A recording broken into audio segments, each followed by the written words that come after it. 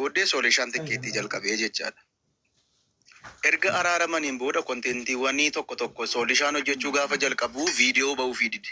Jechuun vaariyaalii ba'uufii dide. Sana booda kontentii jalqabaa sanatti fakkeenyaaf magee buree jalaa fuudhanii namoonni baay'een hin hojjetu. Mageen mataa isaallee ijoollee kanan jajjabeessa. Ripoostii illee godhaa fi mageen guyyaa tokko ba'ee dubbatee hin beeku. Yoon hojjedhe rakkoo maalii qabaa jedhee soolishaan ba'ee hojjeta jechaadha. Sanarraan kan ka'e jalqabaa Hacaaluun fa'aa Hamzaan fa'aa deemanii walitti araarsanii turan fakkaata. Akkamittiin irra deebi'ee hojjeta waan jedhuuni bilookii godhaniiru jechaadha. Booniin bilookii gooteetti.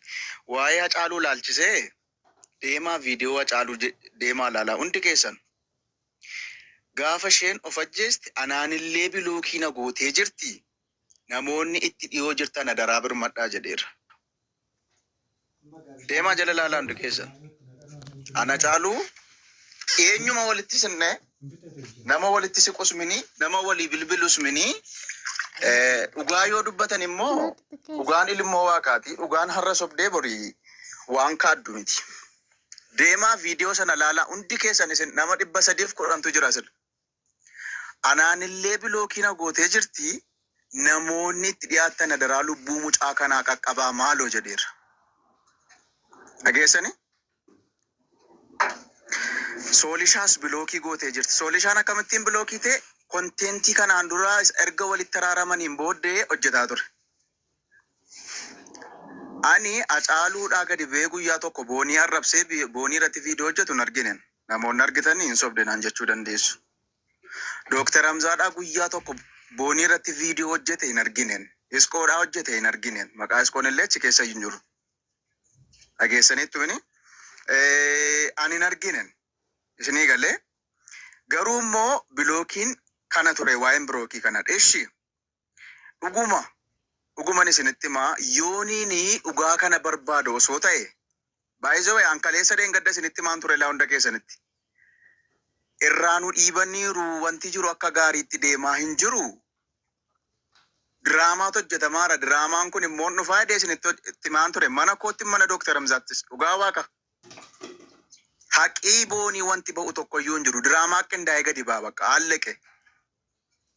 Ammas taanaan viidiyoo sana deemaa laalaa hundi keessan viidiyoo yooniin hojjete yoo jiraate akkamittiin akka kaampaanii tiiktookiin viidiyoo ishee sana haqe duwwaadha malee kan feesbuukii bira kabee deebi. Bira kabee darbe. Lammata suuraan akka feesbuukii irraa viidiyoon isinitti haqamallee hin baasne mucaan kun. Dhugaan isinitti himaan. Lammata dhaabbatumti dhuunfaan feesbuukii jalaa dileetii gochuu hin danda'u. Dhageessanii? Dhaabbati dhuunfaan amma kanatti akkaawuntii namaa jala galee wanta sana bilookiin godha dileetiin godhadhee yaadu. Osooma dileetii ta'e immoo suuraa sana gadhiisuutu ture. Dhageessanii? Dubbiin jiru tokko isa kanadha. Lammata immoo Dooktar Hamzaadhaaf Hacaaluutti harkisaa jira wanti kun. Dhugaa isheetiif iyyuu jarri kun maal dhugaan ishee isin bira jiraachuu danda'a. Still Dooktar Hamzaa Hacaaluutu akka boonii ajjeesise. Asitti wanti hundi isaa dhokataa jira. Maal abbaa koo booniitu sababa malee of ajjeesa. Booniis sababa malee of ajjeesa. Mee negeetiifii isaa guyyaa tokko bahee haasa'u. Waan jiru hunda isaas hin beekna. Wanta jiru hunda isaas hin beekna waan ta'eef. Ani immoo ani yooniif nan bilbilaanii akkasumatti hin jaalladdan waan tokko iyyuu irraan qabu. Akkasumatti wal beekna. Sababa dhugaa kanaa amma irraatti callisuu isaa fi amma ta'e gaaffinatti ta'a ture har'aa kaasee garuu gurbaa kana inuma hin jibbeen. Viidiyoo kanarraa kaasee hin jibbeen. Dhuguma hin jibbe. Baay'een jibbeen. Maaliif jennaan waan haasaamuu qabu osoo beekuu dhimma kana gara Hacaaluuf gara Dooktar Hamzaadhaa fi gara warra bilookii ta'etti harkisuun akkuma sakalee sadeen gaddaa mucaan kun koomentiidhaaf duute sababa koomentii of ajjeeste isa jedhamaa turedha jechaadha. Maaliif mesenjarii see jalatti iskiriinshuutii godhanii nuun arginellee? Maaliif mesenjarii mucaa kanatti bilbila ishee gaafa sana bilbila dhumaa irratti bilbilamaa ture dhugaan jiru kana maaliif hin jennu? Mesenjarii irratti bilbilame mucaa kanaa jedhamaa ture inni baay'inaan namni parsantii 100 keessa 90 kan inni haasaa ture kana hin beeku kana gurraa qabu. Maaliif hin keenyash? Na gabaabamatti waa'ee dhugaa ishee dhiisanii guyyaa tokko yoo haadha kana gargaarsisuudhaa fi gadi ba'anii dubbatanii hin beekan. Baay'een isaanii fakkeessoodha. Mucaan kun baay'ee dhugaa waaqa jiraataan sitti himaa rakkoo cimaa qaba. Yooniin mucaa jedhamu kun. Siigalee obboleessumti mataa ishee obboleessumti booniyyuu gurbaa kana gaafa argu qabbanaa'e. Gaafa addana dhufe osoo addana hin dhufiniin durallee baay'ee nama cimaa ture. Baay'ee nama honnataa ture. Erga gurbaa kana ijaan argeen booddee gara dhugaa isheerraa gara qabeenya falmachuutti hintinaa ta'e jechaadha. Ishee haaf immoo mee nama 331 tasirra jira. Dhugaa boonii dubbachuun maaliif isaan gube? Dhugaa boonii dubbachuun poolisota sana dhaqanii qorachuun obbo Sintaayyoo Ayyaalee dubbisuun maaliif gubatan? Maaliif haarame?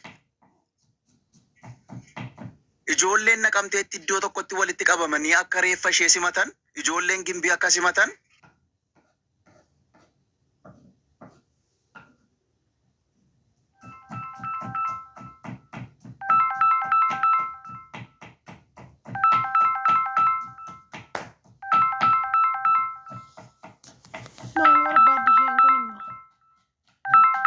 Maal barbaaddi isheen kun immoo?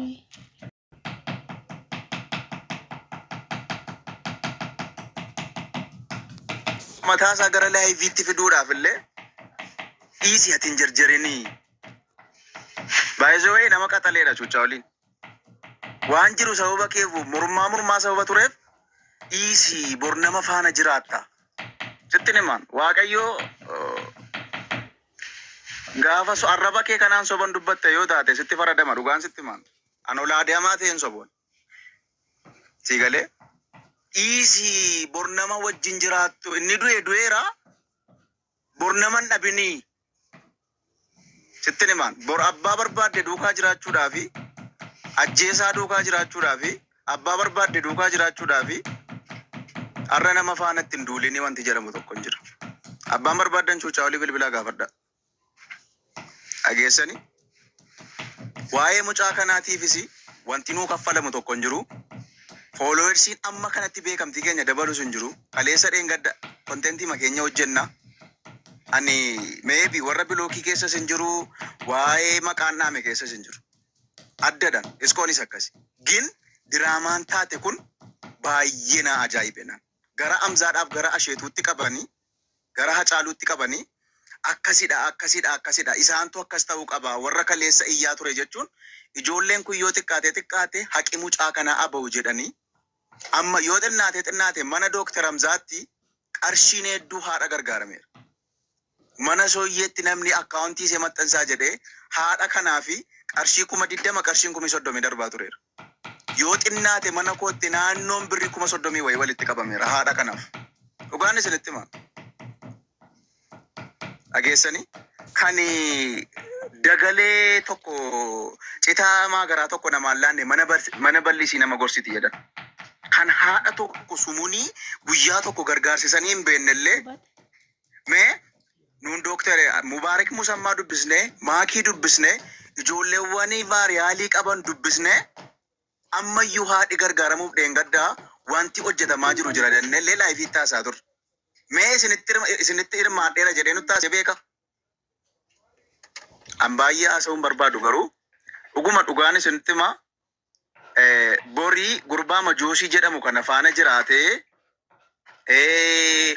jaalala isan dhabu isheen duuteetti kaatee waan ta'e tokko falmachuu hin dandeessu inni reesilas isa faanan jaalala jalqaba. Isa faatu nattafa. Isatu nama na godhe. Baay'ee yooniinis amma kanatti mini boonii jalatti dhagaan inni amma inti naate. Sodaa tokko iyyuu hin qabu itti himaa likki isaa. Ganama mataa isaa nama bilbilaafan. Dhugaa mucaa kanaa dhossuu keessatti immoo persentii 100 keessaa yooma hin beeku ta'e. Mucaan kun walajjeesuu isaaniillee sababa mucaan kun duuteef illee hin beeku yoo ta'e dhossuudhaaf miinaa guddaa nama taphataa jirudha jechaadha. Akkuma kaleessa dheengadda. Ani ittiin deebi'aa xiqqoo ture haasaa horrii kan.